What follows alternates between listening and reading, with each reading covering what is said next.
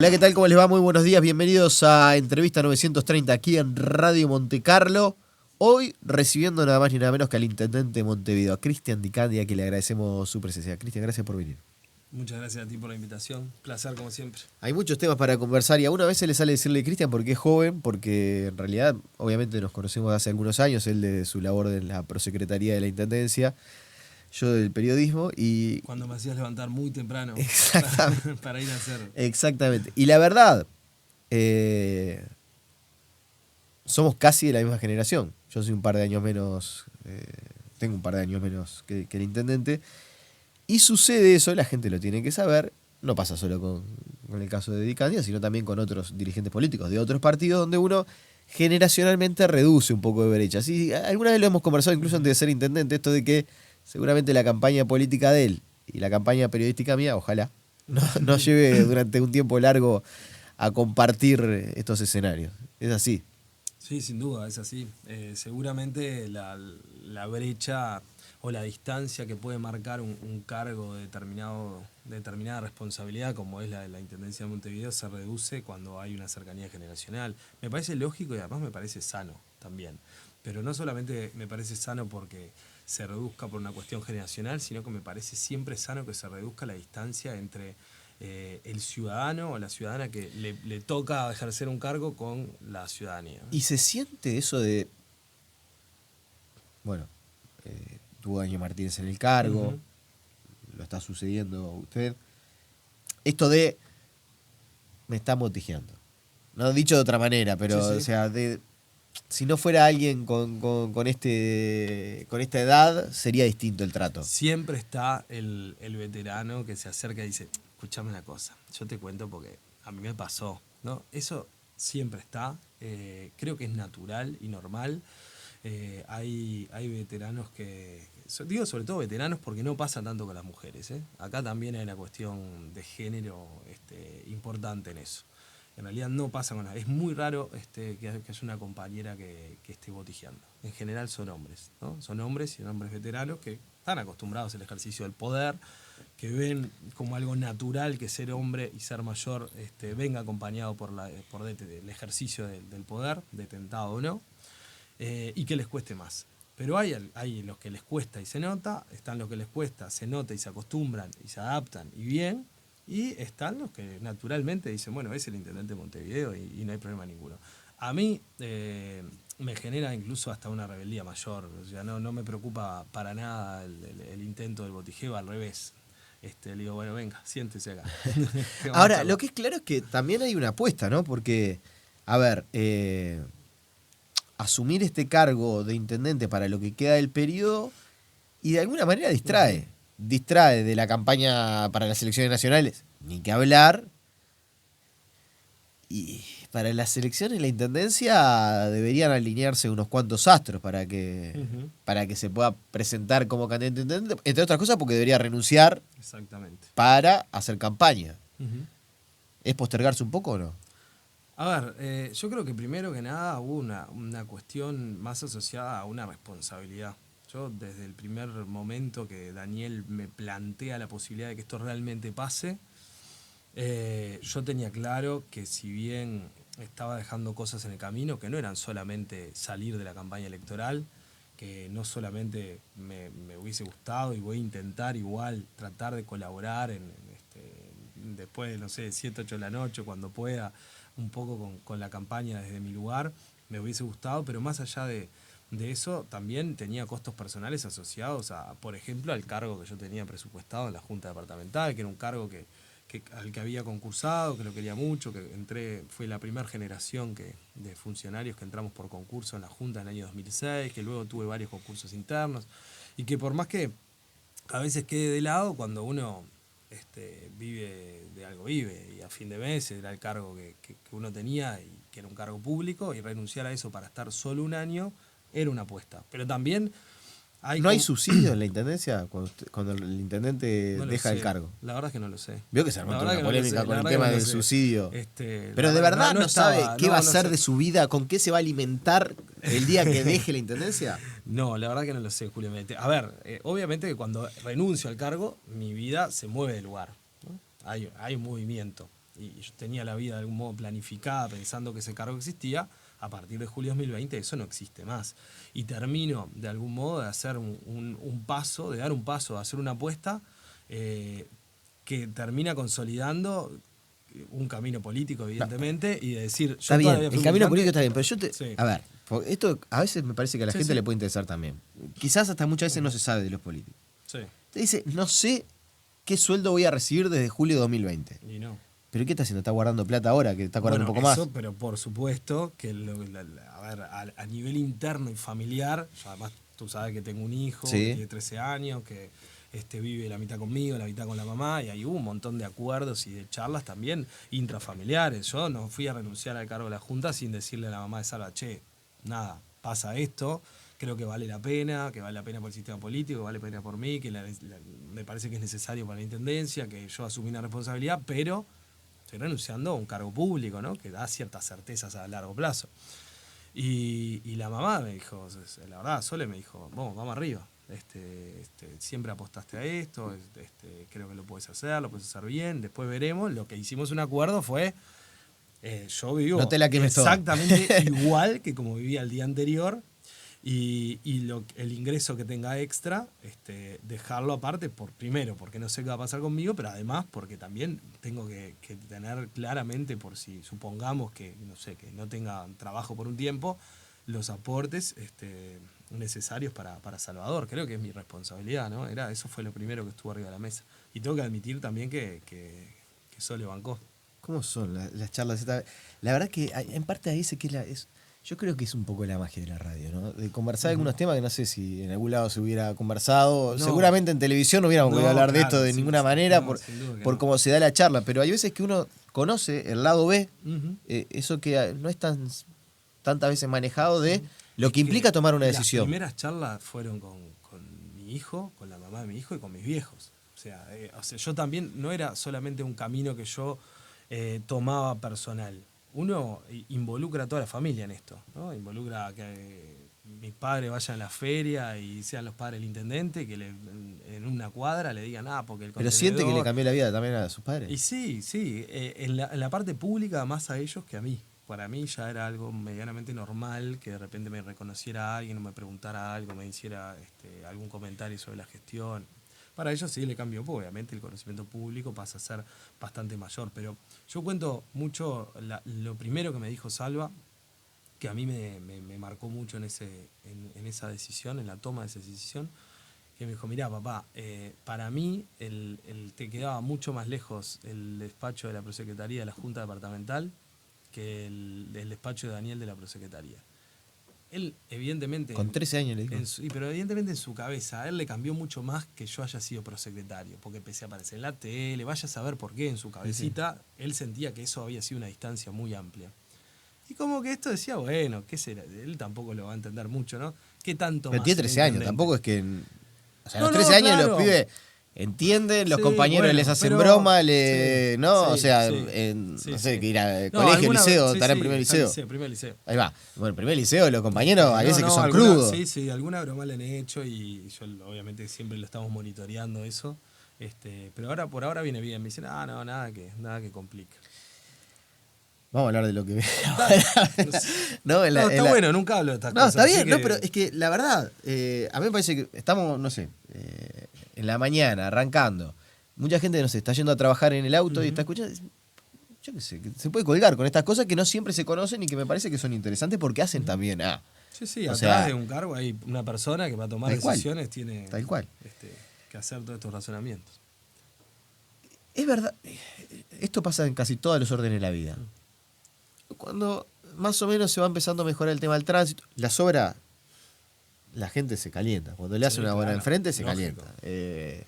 Algunas decisiones que se toman, otras que no. Bueno, me parece que no tiene mucho sentido hablar sobre eso, acerca de lo que es la ciudad hoy, que está dada vuelta, Ujú. que eso genera molestia. Seguramente en un año, en dos, veremos los resultados y pasará al olvido, o habrá que hacer otra dada vuelta de ciudad para dar un salto más de calidad. No sé si eso ya lo tiene de alguna manera Mirá, monitoreado. en realidad hay, si bien hoy, por ejemplo, solo en vialidad hay 40 puntos de Montevideo que están con intervenciones de infraestructura, Hay muchas obras que están en la lista de espera, justamente, digo, para nombrar alguna, Garibaldi, por decir. Garibaldi está en lista de espera por dificultades sobre todo con el recambio de los caños de OCE, que hay que esperar, no vamos a romper la calle para que después volverla a romper otra vez, que es algo que, una demanda de la ciudadanía que era importante. De hecho, firmamos un convenio hace poco con OCE, y cuando lo fui a presentar, realmente, con honestidad te digo, lo agarré, lo hablábamos con el equipo, digo, esto es el sentido común haciendo política, esto tendríamos que haberlo firmado hace, no sé, 20 años. ¿Por qué no lo firmamos? Bueno, no sé por qué no se firmó antes, no tengo idea por qué no se firmó antes, pero la realidad... Pero el convenio es que una coordinación. Que cuando ustedes rompen, claro, que avísenlo. Vamos a hacer esta obra, fíjense cómo están los caños, y si hay que arreglarlo, arréglenlo antes. No voy a yo a hacer la calle nueva, asfalto nuevo, hormigón nuevo, y venís y me rompes la calle. Claro, muchas veces nosotros tenemos el presupuesto pronto porque hay que hacer Garibaldi, y se dice, pero yo esto no lo tengo presupuestado. Y ahí se te va atrasando. Esos son unos atrasos. Pero después hay otros atrasos que tienen que ver con que la ciudad no termine de colapsar. Por ejemplo, la obra vial de 18 de julio, la parte del vial de la calle no lo vamos a hacer. Ya está, definitivamente no lo podemos hacer porque Mercedes está dando vuelta. Porque Mercedes, ahí se retrasó también. No, y claro, ¿y por qué se retrasó ahí? Porque se calculó técnicamente 5 o 6 problemas en la red de saneamiento, y cuando empezaron a abrir, hay más de 14 puntos con roturas en la red de Arteaga. La red de Arteaga tiene más de 150 años. Es un milagro la red de Arteaga en lo que era la infraestructura y la ingeniería, vaya a saber cuándo. Y claro, cada vez que se hace algo se generan problemas de ese tipo. Y saneamiento está trabajando en otros lados, tiene que arreglar. Lo de la obra vial de 18 de julio que no se va a hacer, ¿es dejar de lado el proyecto que tenía? No, es decir, bueno, vamos a arrancar por la parte del espacio público. ¿Te acordás que toda la obra de 18 de julio tenía la explanada de la Intendencia, la Plaza Cagancha, parte de la Independencia, la Plaza 33, tenía muchas cosas de plaza, veredas, equipamiento urbano, que el equipamiento urbano se cambia todo lo que es no tocar la calle se hace. Y la calle dejamos para que lo agarre el gobierno que venga después, cuando administre. No van a meter más banco en la calle, ¿no? No van banco en la calle en 18 de julio. Mire que se armó problema con eso. Y se armó, sí. Y bueno, no sé, estaremos ahí, estamos viendo, estamos monitoreando la situación. Cuando se dice estamos monitoreando la situación, ¿qué es? Todo, estamos viendo primero cómo venía el proceso de trabajo en el proyecto general, en el plan de Ciudad Vieja a escala humana. Es un proyecto que en realidad lo que intenta es justamente tener una perspectiva urbana de la Ciudad Vieja como cualquier casco histórico que tiene muchas más peatonales, que tiene más espacio para la gente que para los autos. Ese proceso sigue, de hecho avanzó bien, se hicieron todas las calles nuevas, se hicieron las luminarias nuevas. De estas estaciones de descanso que se incorporaron en Bartolomitio funcionan muy bien, las que están en Washington también, y estas son las primeras que generan algún tipo de ruido. Que hay discusiones, desde el punto de vista técnico hay discusiones. En realidad estas intervenciones se llaman intervenciones livianas justamente porque se terminan de consolidar en el territorio con el uso humano. Ya no se hace en las ciudades, en ningún lugar del mundo, intervenciones de cemento duro que quedaron, y que si llegan a salir mal hay que romper todo. No se hace eso. Ahora se hacen intervenciones de este tipo, donde si en realidad vos ponés, vamos a poner un ejemplo, ¿no? Alrededor de toda una manzana, este tipo de intervenciones, y de dos lados se utiliza porque resulta que ahí da el sol, o porque resulta que hay, bien, y del otro lado no usa nadie, eso se corre y se utiliza en otro lugar. Creo que se generó mucho ruido porque salió una información de la inversión que se asoció a 2 bancos de plaza, cuando en realidad atrás de esa inversión, decía que los bancos salían 400.000 y pico de dólares. La inversión total del proyecto son 400 y pico mil dólares, pero están todas las veredas, está toda la luminaria, están todos los arreglos alrededor de la plaza, y no son 2 plazas, son 20 bancos y 40 maceteros, más las plantas, o sea, es toda la intervención, y es lo mismo que más o menos se maneja, además licitadas, o sea, es un buen número, está dentro de lo normal, digamos, para una inversión pública. Y además, otra cosa, hay vecinos que están como llamados amigos de la plaza, que están en contra, y hay un montón de vecinos que están muy a favor, y de hecho en las redes sociales están todo el tiempo digamos, hablando y manifestando. Igualmente, yo fui a recorrer, me junté con ellos ahí en la plaza, conversamos, pedimos todos los informes. Ahora el jueves tenemos previsto una reunión con el equipo de desarrollo urbano y con ellos. Creo que hay algunas cosas que siempre hay que dar la razón. A la plaza... ¿En qué, por ejemplo? No, y a la plaza, en realidad, ellos comenzaron haciendo mucho énfasis en los famosos bancos, pero en realidad terminan haciendo énfasis y foco en el estado de la plaza. Es decir, bueno, gastaron esto y la plaza le falta esto y aquello. Y bueno, capaz que ahí pueden tener razón, que falta Que se debió arreglar primero la plaza y después ver si... Claro, falta algunas mejoras en el pasto, puede ser que falta algún arreglo en un banco, digo.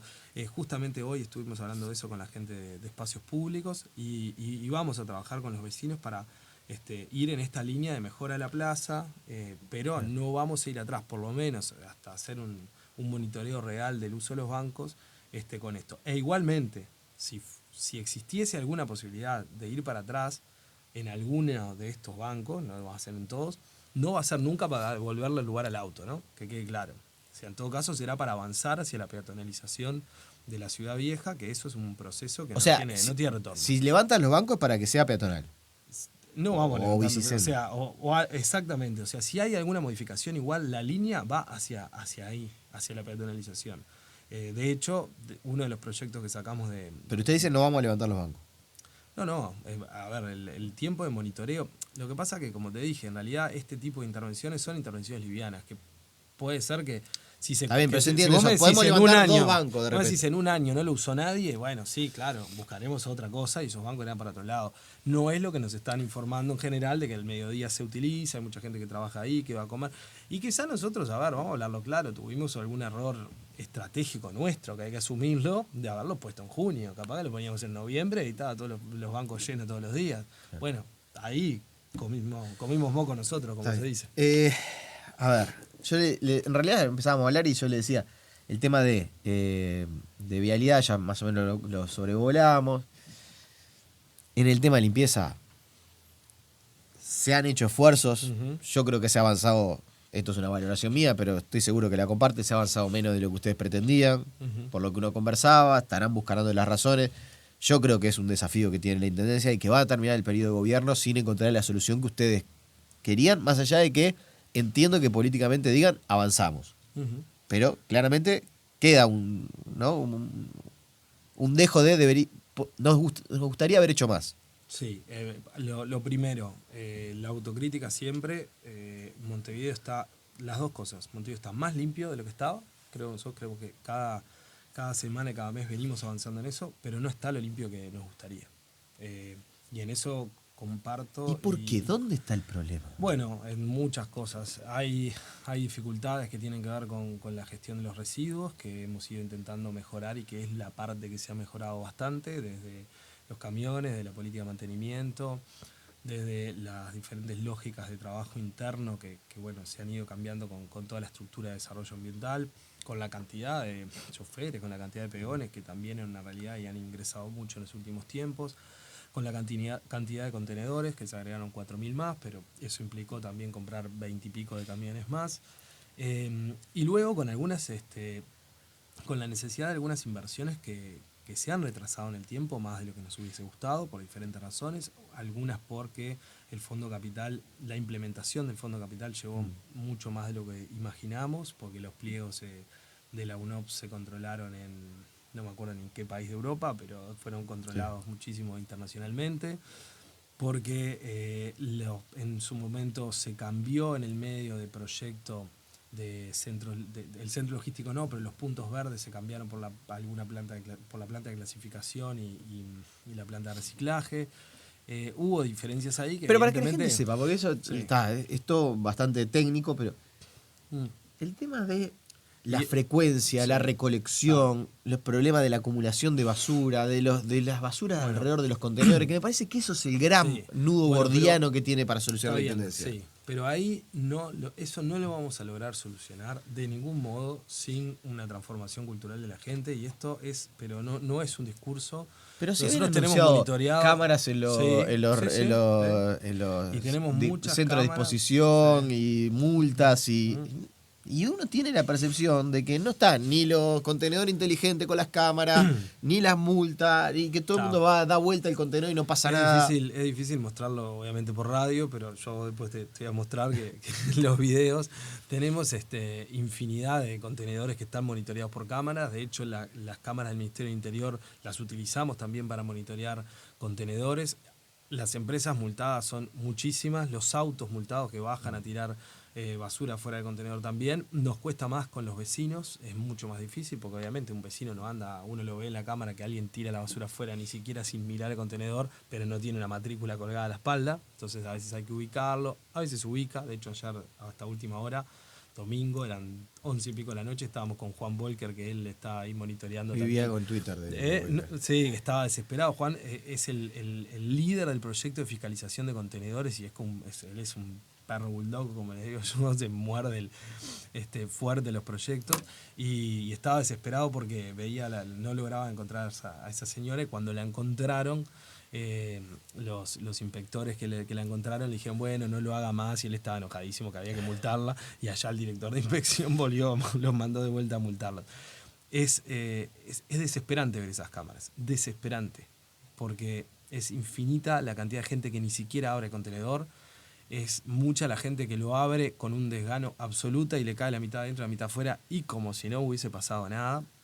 Yo te juro que te voy a invitar a que las veas durante un rato, tenemos una pantalla enorme que se puede monitorear ahí y esa es una batalla que no estoy trasladando responsabilidad, porque que la ciudad esté limpia es responsabilidad, hay corresponsabilidad con la ciudadanía, pero bueno, es una responsabilidad nuestra administrativamente.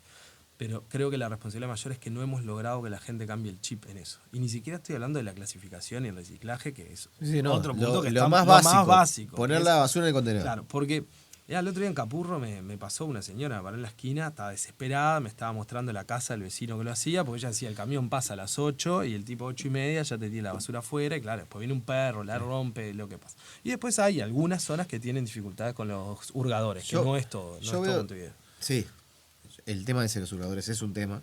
Sí. Yo creo también que hay en algunos lugares donde me parece que lo más básico que es tener un cestito de basura para tirar la basura que uno va a la calle, escasean. Puede ser. Ayer no, el domingo estuve en el Prado, recorriendo ahí alrededor de Miguelete, caminando. Los cestos de basura están todos rotos. Además de saturado, están rotos, eso acumula basura, se cierra la cantidad de basura que uno puede tirar. Y es un paseo público. Es un paseo público. Desde ese punto de vista yo creo que bien. Ahí hay cosas para mejorar y para avanzar. A ver, está bien, yo te tomo el reclamo a no, los ni ciudadanos. Es un reclamo, es un aporte. Pero bien, el aporte, ahí va, el aporte al ciudadano y lo mandaremos verificar. Lógicamente, el otro día contábamos los metros que había incluso en la Rambla entre un cesto y otro, y yo creo que se necesita por lo menos poner el doble. Eso. Es una realidad. Lógico que luego poner más cestos implica más gente y más circuitos de levante. Hay un montón de cosas que tienen que ver con ciertos equilibrios, ¿no? Me parece que es importante porque me está apuntando acá que la transformación que implican los ecocentros a partir del 2020, los 8 ecocentros, uno por municipio, sobre todo para los voluminosos, y la planta de clasificación, que es una inversión de más de $3 millones que nos va a permitir pasar de un 3%, que es lo que hoy llegamos de productos clasificados, a un 30%, sí. Que tal, no es el 100 que nos gustaría, pero es más que un avance importante. Sí, por 10. Quedan 6 minutos de nota. Bien. Así que vamos a ir medio rápido en esta recta final. No sé si ping-pong, pero parecido. Tema paradores en Pocitos. Que salió publicado que la Intendencia tenía la idea de levantar. ¿Cuál es la idea de la administración? Bien, recién hace un rato le contestaba a unos colegas tuyos. Ahí, la verdad es que no sé. Nosotros nos despertamos hoy con el titular del diario El País.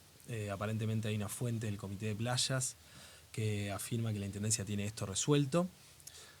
No solamente que lo tiene resuelto, sino que indica que lo tiene resuelto por la situación de las personas que viven en calle. Sí.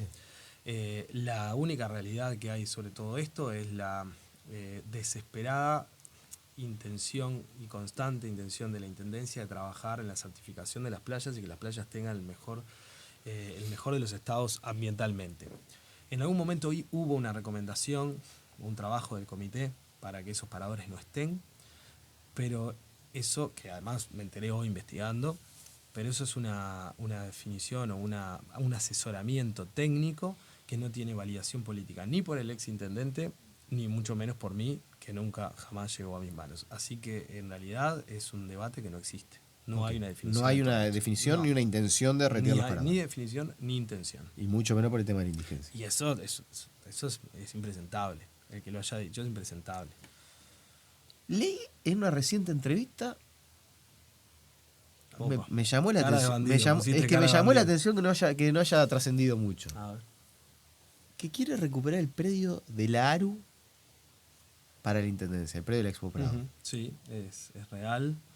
Se ve que alguien leyó esa entrevista. Yo. Sí.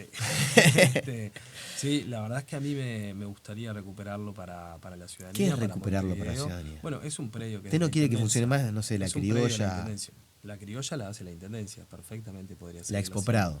Y la Expo Prado también podría hacerlo la ARU ahí, sin ningún tipo de problema. Nosotros podríamos permitir que la Asociación Rural haga la Expo Prado ahí esas 2 semanas. Pero el resto del año la Intendencia podría desarrollar un sinfín de actividades, tener un polo cultural, generar un proyecto Pero cuando cultural. hacen, por ejemplo, el Montevideo Rock y el Montevideo Tropical, lo hacen ahí. Lo hacemos ahí y muchas veces terminamos hasta abonando parte pagando para poder hacer ahí. Pero eso me imagino que tiene un contrato de No cesión. hay- nunca hubo una concesión, nunca hubo un convenio. En realidad la ARU ocupa ese espacio desde hace más de 100 años. Lo que hay legal es una ley del periodo anterior que encabezó y discutió Agassi, el exministro Agassi, donde se termina de dilucidar y de poner fin a un debate que existió durante mucho tiempo, en el que los galpones eran de la Intendencia y el terreno era del Ministerio de Transporte y Obras Públicas, o al revés, ahora no me acuerdo cuál era el orden. Y la ARU, digamos, alegaba que por el tiempo, bueno, eso no existe más. La ley dice claramente que tanto el terreno como los galpones son de la Intendencia. Y en tanto nosotros entendemos, por lo pronto, algunas cosas. Pero O entonces no firmamos tienen una- que recuperarlo. No, tenemos que retomar el control del lugar. O, por lo pronto... Pero si entonces es va- una decisión seguir- administrativa que la pueden hacer rápidamente. Obviamente que estas cosas se negocian, se charlan, se conversan. Acá nadie saca Pero a ya nadie habló del con alguien del predio. ARU. Hemos tenido intercambios en los últimos años, ya cuando yo estaba como prosecretario.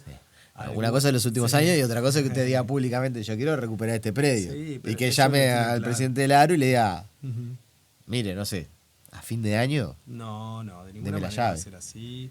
Lo estamos hablando con el prosecretario actual, Juan Canesa, lo hemos hablado con el coordinador institucional, con el chileno Jorge Rodríguez. Sí. Es difícil acordarse que Jorge, para todos nosotros, es el chileno.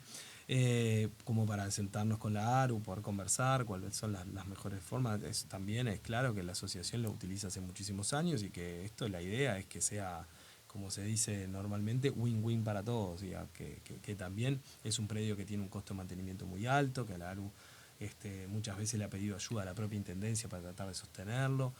Yo creo que se pueden encontrar formatos que permitan, por un lado, que la ARU siga desarrollando la actividad de la Expo como lo hace todos los años, que nosotros tengamos espacio para hacer la criolla como lo hacemos siempre, pero que además permitamos en una zona central para Montevideo expandir un proyecto de polo cultural que me parece que tiene mucho para sumarle a Montevideo. ¿Polo cultural de qué característica? Y yo me imagino coworks públicos, centros culturales, cafeterías, cervecerías, salas de ensayo, el propio departamento de cultura quizás de la Intendencia. Creo que hay, O sea hay que un piensa, lindo por ejemplo, proyecto. mudar el departamento de cultura de Intendencia Podría ahí ser al una predio. oportunidad. Pero es una idea mía. Pero únicamente. idea de concretarlo Está cuándo. llegando al Sí, límite, sí. No tengo idea de hora. No sé. De No, hora, no. perdón, de hora. Sí, de fecha. De fecha, no tengo idea. Es así, una idea. La última. Mm. Ya ha dicho que el precio del 50 boleto, segundos, que el precio del boleto no va a aumentar, por eso la tengo que elegir bien. Pero sobre el precio del boleto, se le iba a preguntar como primera, pero ya se la hago directamente. Sí. Muchas de las propuestas de campaña electoral hablan del tema subsidio al transporte capitalino por el tema del precio del gasoil y de la nafta. ¿La Intendencia no tiene nada para aportar ese debate? Sin duda que tiene para aportar al debate de transporte. Olvidó que se lo están Yo cajoteando. creo realmente que el tema del transporte en la capital tiene que ser un tema de discusión nacional. Yo en eso estoy de acuerdo. somos la capital del país, tenemos más de 1,5 millones de habitantes y es necesario que el gobierno nacional aporte y aporte en todo sentido, más incluso de lo que ya aporta. Los sistemas de transporte que son reconocidos en el mundo entero son sistemas de transportes con un subsidio superior al 50-60%, el nuestro no llega ni al 10%, pero la realidad es que el subsidio que hay, bueno, es el que hay y es evidente que tenemos la necesidad de poner recursos hoy en día en otra cosa, pero así como este periodo, el enfoque y el enfoque estuvo puesto fuertemente en las obras de infraestructura, estuvo puesto en la modificación de toda la matriz de desarrollo ambiental y demás, creo que el próximo periodo tiene que estar puesto en el transporte sin duda alguna. 10 segundos. ¿En el transporte en qué sentido? En todo el sistema de transporte. Nosotros tenemos un ¿Pero sistema qué de piensas? transporte ¿Hacer un metro, no sé, hay un que tranvía? No es tan fácil decir hacer esto, porque proyectos hay muchos, viables, hasta ahora hay muy pocos. Si uno piensa en lo que es el Trevo, el 18 de julio, 8 de octubre, Avenida Italia, uno dice, bueno, hagamos un monorriel, hagamos un tranvía eléctrico, por decir algo. Un proyecto de ese tipo vale $500 millones, porque la Intendencia lo sabe, lo ha probado, lo ha buscado, $500 millones. Eso es la misma inversión que tenemos en toda la ciudad en obra pública. O sea, estamos hablando de decir, durante 5 años solamente vamos a hacer esto. Y eso, sin tener en cuenta, eso es lo que tiene que ver con el tema de recursos financieros, ¿no? O económicos. Después tenés que ver cómo eso convive con las familias que tenés hoy trabajando en el transporte, ¿no? Porque vos no podés decir un día para otro hay 2.000 desempleados. Entonces, no es tan fácil. Seguramente igual hay que arriesgar. O sea, creo que la gente, hubo generaciones, y en esto a mí me gusta ser bien claro, que hay que ser mucho más disruptivo en algunas cosas y arriesgar más. Hubo generaciones que en 6 meses hicieron el Estadio Centenario y que un día fueron y dijeron vamos a hacer el Palacio Legislativo y se endeudaron 80 años para hacer la Rambla y ahí está la Rambla y todos decimos qué linda Rambla, pero alguien dijo 80 años de deuda. Claro. Capaz que decir, muchachos, hay que hacer este monorriel de acá hasta Atlántida y bueno, la pagaremos en 100 años. Y dije, bueno, capaz que sí, pero hay que dar esa discusión. Cristian Ticatia, le agradecemos su presencia y bueno, seguramente lo volveremos a convocar antes como que 2 minutos. Como 2 minutos. Tremendo. Después, aparte le estamos robando aquí está su disco. Imagínese. Bueno, así que un tema? Se lo vamos a dejar planteado. ¿Cuál quiere escuchar? No, ahora me mata. Con ustedes nos reencontramos mañana 8:30 en la entrevista 9:30 aquí en Radio Monte Carlo. Que pasen bien, chau.